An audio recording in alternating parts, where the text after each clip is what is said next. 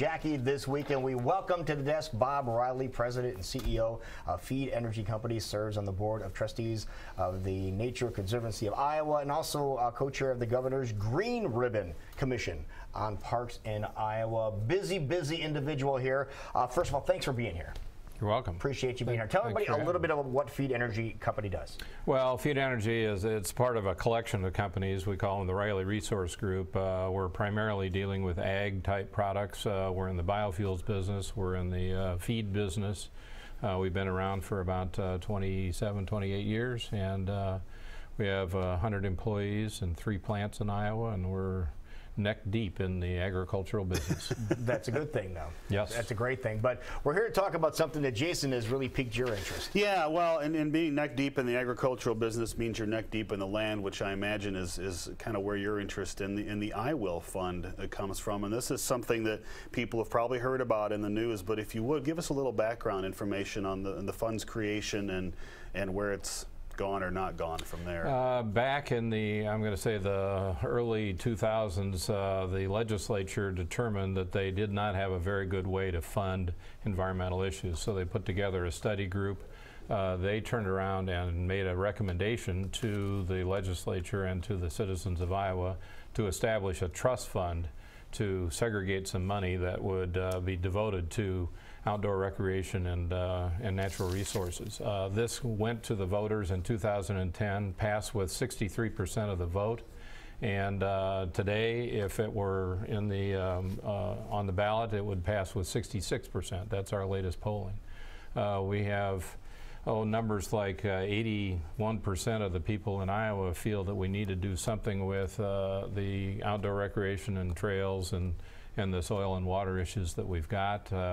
We have 95%, I believe, that feel that we can that we need to do something for our grandchildren and the generations to follow.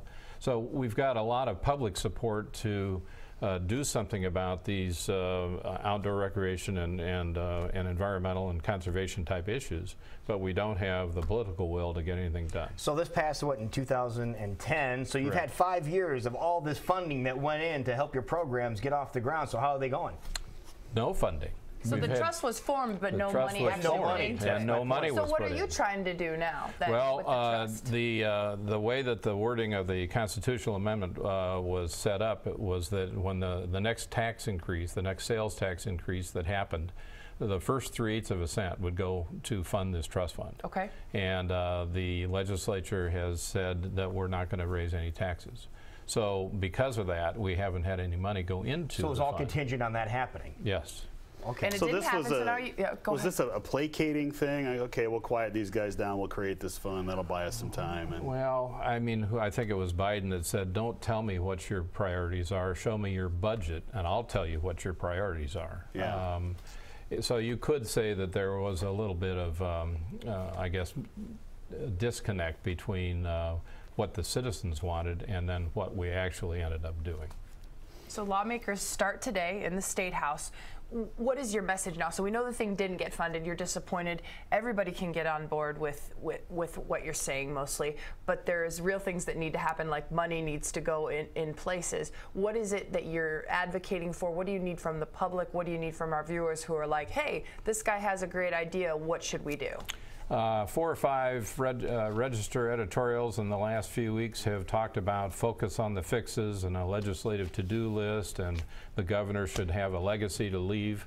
This is one of their top priorities. My advice to the viewers and listeners would be to call your legislators, ask them to pass this I Will amendment. There will, or not amendment, the law that will be presented to the legislature this year to fund this trust fund that has been sitting vacant. It will help all kinds of things in Iowa, from the nutrient reduction strategy to the Green Ribbon Parks that I was part of, to all kinds of issues that we have in Iowa with our funding of outdoor recreation and natural resources. And we do have a Department of Natural Resources that is funded at millions of dollars. I don't have that number.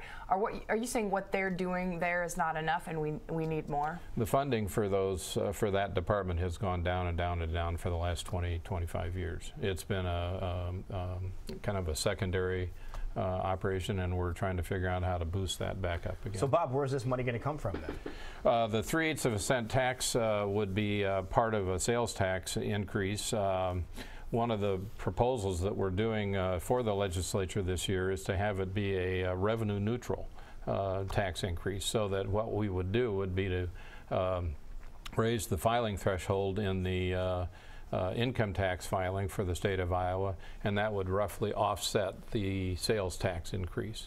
Okay. So it would be revenue neutral, and actually it would be a net tax cut for Iowans, because about 10% of our sales tax is paid by out-of-state people. So the people in Iowa would get the benefit of that sales tax, even though they wouldn't necessarily be putting all the money in. You're talking about nutrient reduction. I assume this refers to the waterways and the problems we're having in our rivers. Right. The dead zone in the Gulf, the Mississippi. The nutrient reduction strategy was put together by Iowa State, IDALS, the DNR here in Iowa, and introduced to the citizens and to the agricultural community, saying this is what we need to do over the next X number of years in order to solve this problem. And we haven't put any money behind it to speak of. And I shouldn't say that. We've last year they put, I think, $8 million or $9 million into it. The farmers put in $13 million into it. But it's a $4 billion problem over time. So. Now, and I've referred to this quote a number of times on this show, but when the Principal Riverwalk was first proposed and when funding was put together for that here through downtown Des Moines, one of the higher-ups at Principal said, we don't have mountains and oceans in Iowa. Our trails and our parks are our mountains and oceans. And what does the Green Ribbon portion of the bill do? The Green Ribbon Commission was the governor appointed this commission, and I was the chair of that, to put together a 21st century strategy for parks in Iowa. In 1920, they established a very good system of parks, and we're coming up on 2020 to the centennial, and he wanted us to be ready for that. Well, in order to get ready for that, we need to put together a whole new system of parks that are healthy and connected and regional, but we need to have funding for those parks. And this, the IWIL funding will pay for parks also. Right, so what do we need to do then? Today, as Molly just mentioned, they're back up and working today, start rattling their cages, Yep, right? Call the legislators, write a letter. Now, which legislators are you? You're a legislator. Yeah, whoever represents whoever you represents will have a you. chance to vote on this, Right, correct? because they'll pay attention to you if you're in their district, and we want you to send them a letter and call them up and say, this is the best thing that we could do to clean up our water, to keep our soil in place, to get our parks back on the right track, and to have natural places in Iowa in good shape. Well, I guess, you know, we talk about creating jobs, and that's fantastic, but if you don't give people clean water and don't give them something to do after work, they're not going to stay here. This is a $3 billion industry in Iowa. We have to support that. We got to make that bigger, because, you know, we have about 31,000 jobs that are tied into the outdoor recreation system. And if we want to grow our economy, we can put this money into the system and we'll have more jobs. So it's an economic development package. Well, Bob, thank you for being here. Yeah, Appreciate thanks a lot. And again, call your My legislators. Pleasure. Let them know what's going on. Let them know you support this. Feedenergy.com for more about Bob's company, too. So fascinating stuff. Thank you so much for being here. Appreciate it. Thank you. Thank you.